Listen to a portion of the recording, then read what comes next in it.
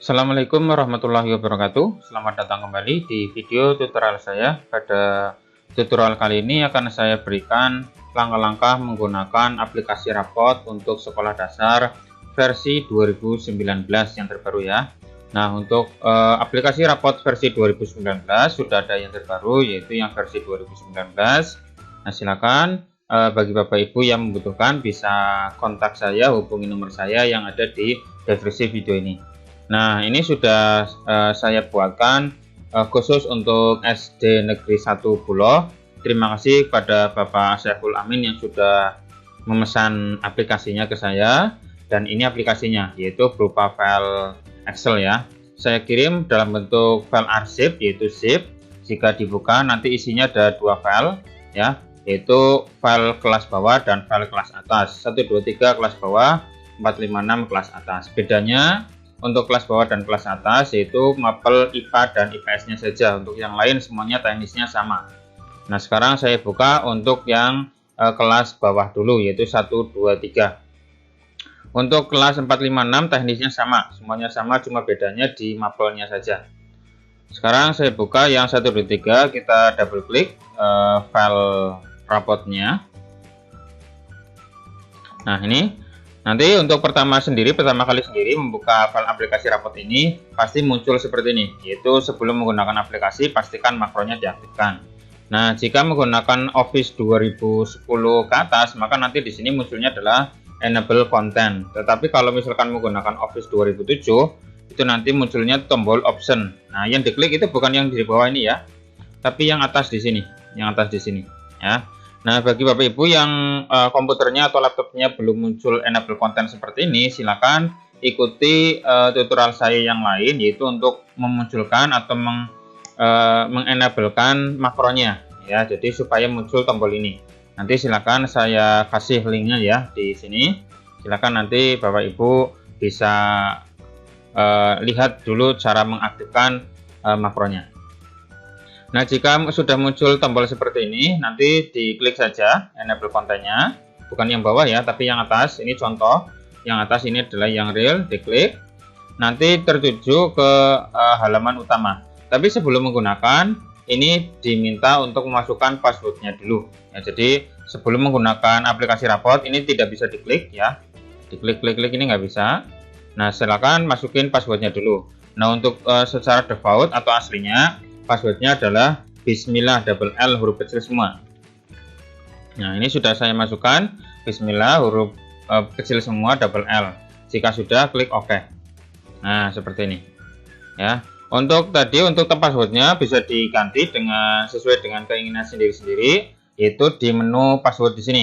Ada di menu password. Ini untuk mengganti password tadi login. Ya, silakan password lamanya diketikkan atau bisa di checklist. Ini password lamanya. Terus password baru dan password baru ini silakan diulangi, terus ganti password. Nanti otomatis password login sudah berubah atau ganti.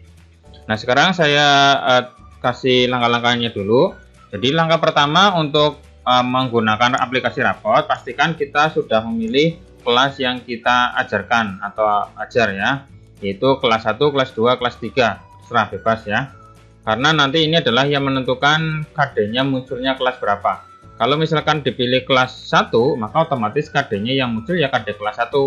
Kalau misalkan dipilih kelas 3, maka otomatis KD-nya yang muncul adalah kelas 3. Terus untuk paralelnya, silakan nanti bisa dipilih kelas 3A, 3B, 3C, atau mungkin pakai huruf, atau mungkin ketik manual bisa. Ya, di sini untuk paralelnya. Atau misalkan kalau nggak ada, ya tinggal dideret saja. Itu bisa, ya. Seperti itu. Terus untuk semesternya ganjil atau genap, ini nanti pengaruhnya di halaman rapot ganjil dan rapot genap nanti biasanya perbedaan di halaman rapot di bawah sendiri, yaitu tanda tangan kepala sekolah. Silakan nanti bisa diedit ganjil atau genapnya. Nah, untuk genap nanti ada tulisan keterangan naik atau tidak, karena nanti genap itu nanti ada kenaikan kelas, sehingga harus menentukan apakah siswa itu naik atau tidak ya.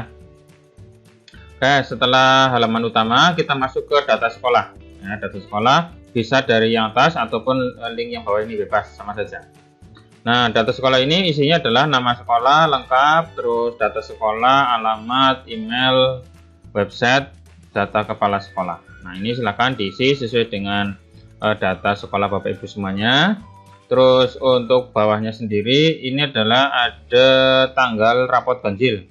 Tanggal rapot ganjil itu maksudnya tanggal pembagian rapot semester ganjil, itu tanggal berapa. Terus tanggal rapot genap berarti tanggal pembagian rapot semester genap. Nah, silakan tanggalnya tanggal berapa. Terus tanggal biodata siswa itu nanti muncul di halaman biodata siswa yang ini. Nah, ini kan identitas peserta didik atau identitas siswa, dan nanti ada tanggalnya ini. Nah, ini tanggalnya ya. Silakan dimasukkan di sini ya. Nah, ini adalah data sekolah.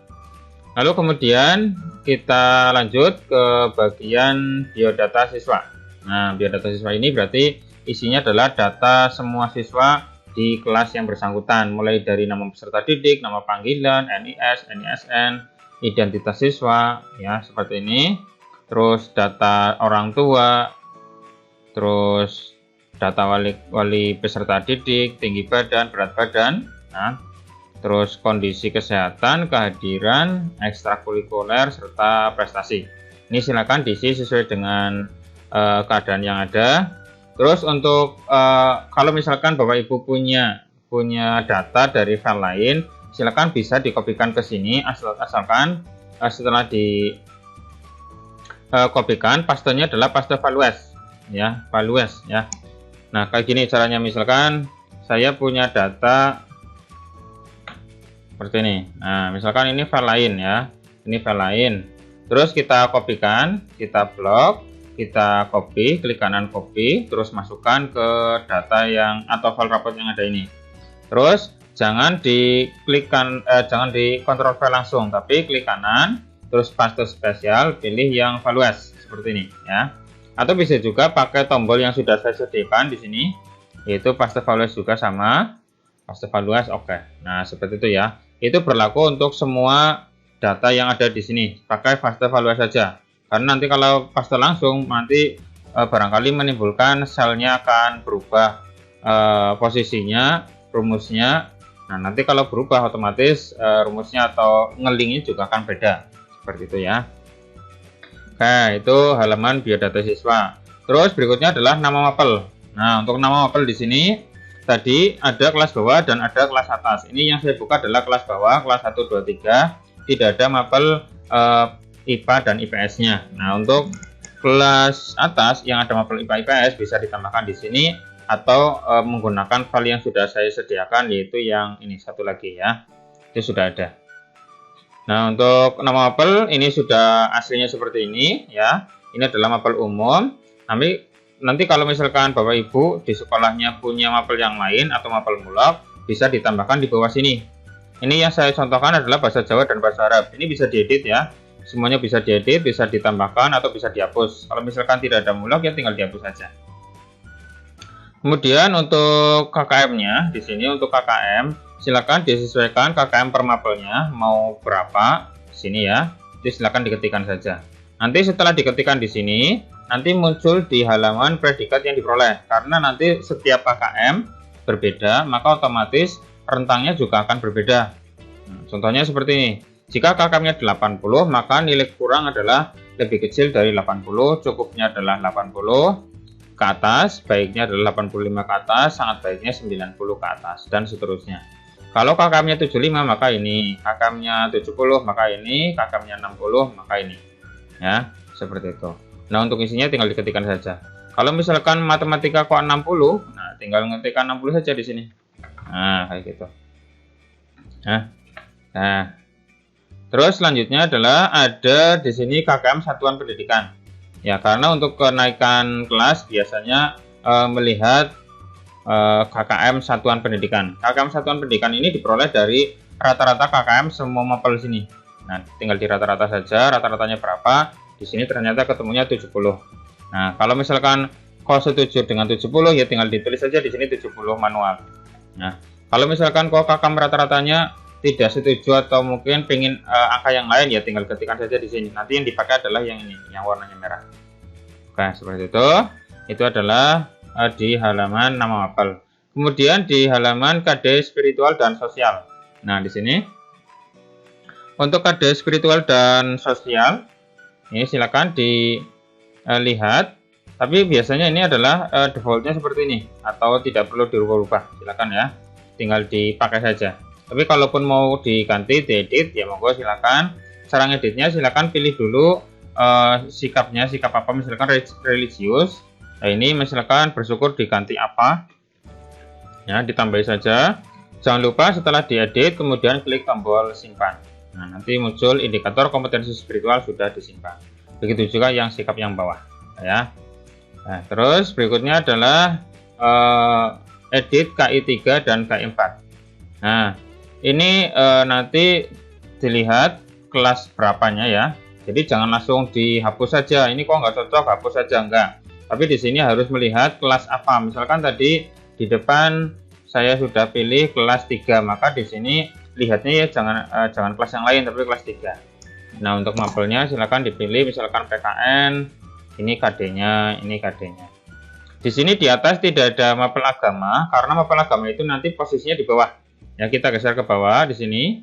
Nah, ini adalah KD mapel agama. Karena agama di sini di SD itu ada pilihan agama Islam, Kristen, Katolik, Hindu, Buddha, Konghucu, dan yang lain. Nah, untuk KD agama nanti mengisinya di bawah sini. Yang atas adalah mapel selain agama. Misalkan PKN ada 4 KD. Nah, tapi ternyata di sekolah Bapak Ibu ada tambahan KD yang lain, ya tinggal ditambahkan saja di sini. Misalkan ini tambahkan KD. Terus kalau sudah, jangan lupa diklik simpan, ya. Jangan lupa diklik simpan jika sudah diedit. Jangan ganti mapel dulu, tapi diklik simpan dulu, ya. Setelah diedit KD-nya atau ditambahkan, kemudian klik tombol simpan. Kompetensi dasar sudah disimpan. Nah, baru ke mapel yang lain. Nanti kalau kembali ke mapel yang tadi, otomatis masih ada ya. Begitu juga untuk agama, silakan. Misalkan agama Islam, ternyata kurang pas KD-nya atau mungkin salah atau keliru, bisa diedit ya. Terus kalau sudah diedit, jangan lupa klik simpan. Tapi simpannya simpan yang bawah, yang untuk agama. Nah, kompetensi dasar mapel agama sudah disimpan. Nah, seperti itu ya. Terus untuk mengisi KD-nya itu jangan sampai ada yang kosong. Misalkan yang diajar itu cuma KD ke 310 dan 311 saja. Nah, kayak gini. Ini nggak boleh ya. Jadi Bapak Ibu jangan sampai nanti ada baris yang kosong seperti ini. Jadi jangan sampai ada yang kosong. Untuk nomor KD-nya itu sebenarnya tidak pengaruh di deskripsi, sehingga pastikan yang diisi adalah kolom yang paling bawah, tapi setelahnya yang ada isinya ya. Jangan di bawahnya lagi sampai ada yang kosong-kosong seperti ini. Jadi nggak boleh. Kalau kayak gini nggak boleh. Tapi tulislah di baris paling bawah yang masih kosong seperti ini. Nah, urutan ya. Jadi nggak boleh ada yang terlewat atau kosong. Nanti kalau kosong error nanti aplikasinya. Nah, seperti itu. Itu adalah edit KI3, KI4. Kalau sudah, sekarang ke nilai spiritual. Nah, di sini spiritual ini bisa, yang atas juga bisa. Nah, nilai spiritual ini tuh nilainya adalah 1 sampai 4 ya, dengan kondisi 1 itu tidak pernah, 2 itu kadang-kadang, 3 itu sering, 4 itu selalu. Nah, ini silakan diisi, dan yang wajib mengisi di sini adalah guru agama, guru PKN ya. Agama dan PKN silakan isi di sini. Nah, untuk di sini ada 4 kolom, maksudnya adalah penilaian ke berapa. Misalkan ini ada indikator beriman dan bertakwa kepada Tuhan Yang Maha Esa. Misalkan saya menilai sebanyak 3 kali pertemuan atau 3 kali penilaian, ya, maka berarti isinya dari 1, terus penilaian pertama, terus kolom kedua berarti penilaian kedua hari kedua, terus 3 adalah penilaian hari ketiga. Jadi bukan nilai 3 di kolom 3 itu bukan, tapi ini penilaian pertama berarti di kolom pertama, penilaian kedua hari kedua di kolom kedua, penilaian ketiga di kolom ketiga. Nah, terus kalau misalkan cuma 1 penilaian atau 1 nilai, ya isi di kolom pertama saja seperti ini ya. Terus misalkan tidak dinilai atau tidak diberikan penilaian, maka ya tinggal dikosongi saja, dihapus ya, karena ini tidak wajib. Karena ini adalah yang dinilai hanya siswa yang menonjol, terbaik, dan terjelas saja. Jadi kalau misalkan ada siswa yang normal-normal saja, itu nggak perlu dinilai, nggak masalah. Setelah diisi nilainya, kemudian jangan lupa klik tombol simpan yang atas ini ya. Klik simpan, nilai spiritual sudah disimpan. Baru nanti dipilih aspek yang lain. Seperti itu ya. Itu tadi cara memasukkan nilai spiritual. Terus nilai sosial ini juga sama kayak tadi persis.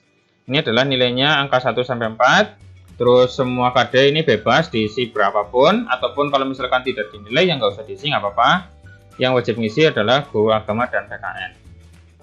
Setelah ngedit nilainya, jangan lupa klik tombol simpan. Nilai sikap sudah disimpan. Ini bisa copy dari file lain atau dari file Excel yang lain. Pastikan untuk pastanya adalah paste values. Jangan lupa paste values. Terus di sini ada tombol hapus semua nilai sikap, maksudnya jadi menghapus semua nilai yang ada di halaman nilai sikap. Ini mungkin nanti dibutuhkan pada saat kita mau pakai aplikasi ini atau file ini di semester yang lain atau di tahun berikutnya. Itu kan nanti kan otomatis nilainya itu harus dibersihkan, harus dihapus.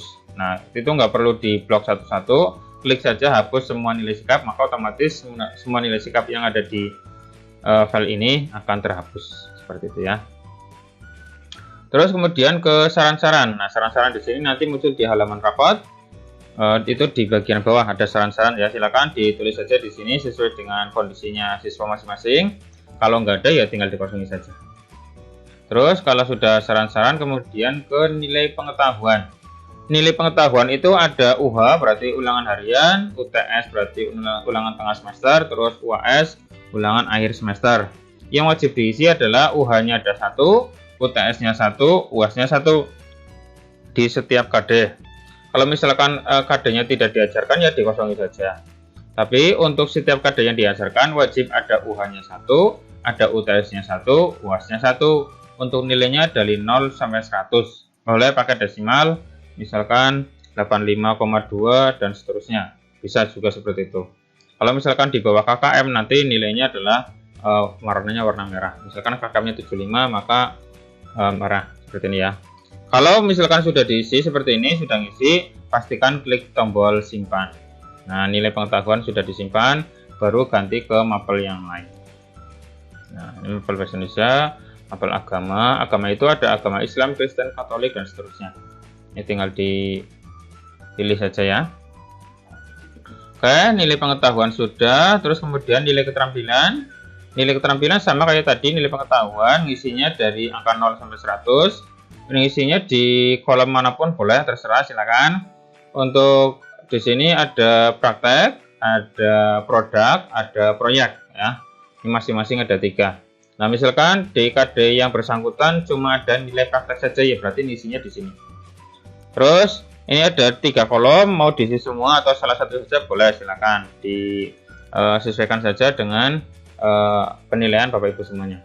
Terus kalau misalkan sudah diisi, misalkan seperti ini, sudah diisi ya, jangan lupa diklik tombol simpan, baru ke mapel yang lain. Nah, seperti itu ya. Itu nilai pengetahuan sudah. Kemudian sekarang ke proses cetaknya. Nah, untuk proses cetak ada halaman cover. Ini adalah cover halaman siswa. Silakan, ini bisa diganti-ganti untuk nama siswanya, tinggal digeser saja, kemudian klik cetak. Ini ya. Nah, ini kan cetak. Ini saya tidak ada printernya, berarti masuknya ke PDF. Oke, itu seperti itu. Terus kemudian cetak data sekolah atau ID sekolah. Nah, ini identitas sekolah, ini bisa dicetak, tinggal Ctrl+P saja.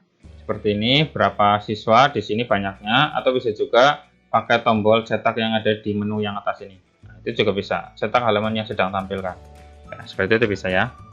Terus kemudian ke identitas siswa. Nah, ini identitas siswa, ini bisa dirubah, tinggal digeser saja di sini angkanya, maka otomatis yang lain atau data-datanya menyesuaikan.